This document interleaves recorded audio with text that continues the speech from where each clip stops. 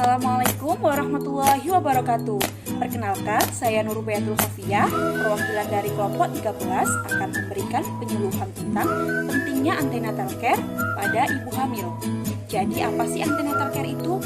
Antenatal care merupakan pemeriksaan kehamilan yang bertujuan untuk meningkatkan kesehatan fisik dan mental pada ibu hamil secara optimal, sehingga ibu akan mampu menghadapi masa persalinan, masa nifas, persiapan pemberian ASI secara eksklusif, dan kembalinya kesehatan reproduksi dengan wajar.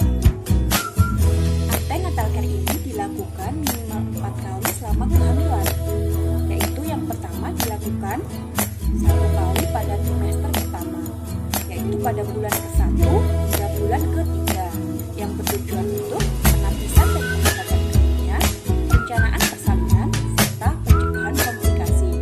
Yang kedua dilakukan 1 kali pada trimester kedua atau pada bulan ke-4 hingga bulan ke-6, yang bertujuan untuk pengenalan komplikasi akibat kehamilan serta pengobatannya. Selanjutnya dilakukan 2 kali pada trimester ketiga atau pada bulan ke-7 hingga bulan ke-9, yang bertujuan untuk mengenali adanya kelainan letak dan presentasi janin, untuk memantau rencana persalinan dan mengenali tanda-tanda persalinan.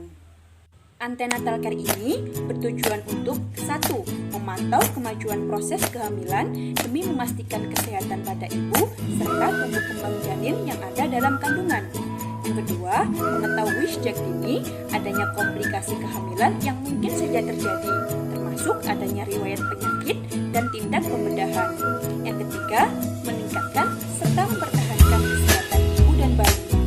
Yang keempat, mempersiapkan proses persalinan sehingga dapat melahirkan bayi yang selamat serta meminimalkan trauma yang dimungkinkan terjadi pada masa persalinan. Yang kelima, menurunkan jumlah kematian dan angka kesakitan pada ibu. Yang keenam, mempersiapkan peran sang ibu dan keluarga untuk menerima kelahiran sang anak agar mengalami tumbuh kembang yang normal dan optimal. Yang ketujuh, mempersiapkan ibu untuk melewati masa nifas dengan baik serta dapat memberikan ASI secara eksklusif kepada bayinya. Standar minimal antenatal care disingkat dengan 7T. 1. Timbang berat badan dan ukur tinggi badan. Yang kedua, pemeriksaan tekanan darah.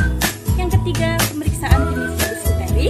Yang keempat, screening status imunisasi tetanus dan pemberian imunisasi tetanus toksoid. Yang kelima, pemberian tablet zat besi. Yang keenam, tes penyakit menular seksual. Dan yang ketujuh, temui cara untuk persiapan rujukan. Berikut ada beberapa tanda bahaya jika tidak dilakukannya antenatal care. Yang pertama, ada pendarahan dari vagina. Pendarahan ini dikatakan normal jika pendarahannya hanya sebatas bercak saja. Yang kedua, ada ketuban pecah dini atau air ketuban yang pecah sebelum waktu kelahiran. Yang ketiga, ada preeklamsi yang ditandai dengan tekanan darah yang tinggi meskipun sebelumnya belum pernah menderita hipertensi.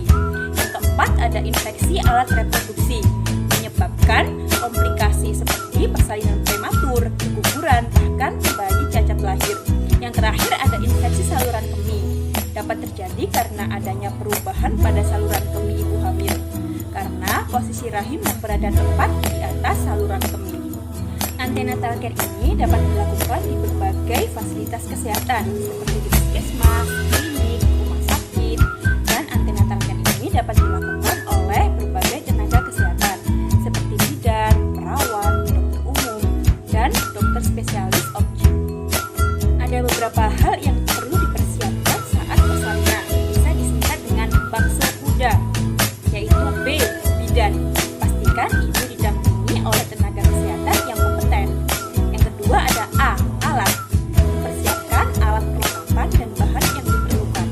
Yang ketiga ada K. Keluarga. Beritahu keluarga tentang kondisi terakhir ibu dan diharapkan keluarga bisa memberikan support untuk ibu.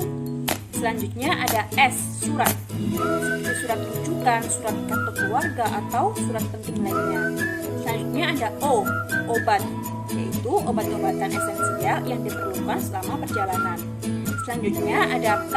Kendaraan, dapat menyiapkan kendaraan yang nyaman dengan kondisi ibu. Selanjutnya ada U.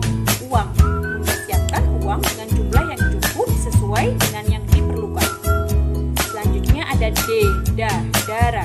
Siapkan darah untuk suatu waktu membutuhkan transfusi. Demikian penyuluhan dari kelompok kami. Semoga bermanfaat untuk ibu-ibu semua. Saya akhiri. Wassalamualaikum warahmatullahi wabarakatuh.